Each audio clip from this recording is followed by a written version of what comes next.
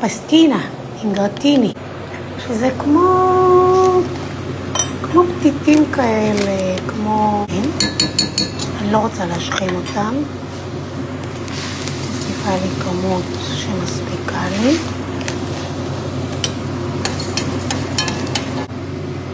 באסה של החיים, גיליתי שאין לי יין לבן. אם היה לי יין לבן, עכשיו הייתי מוזגת רבע כוס, מעדה אותו.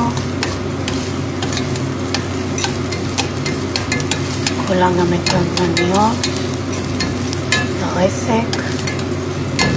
אפשר גם בלי רסק. אני אוסיף לו ציר. פסטינה שלי מוכן. להוסיף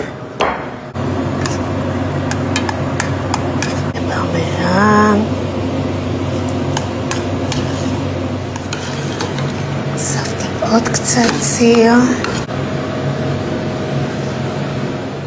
כמה זה היה פשוט, קל, מצרכים הכי בסיסיים, הכי פושטים. יו אלוהים. יו.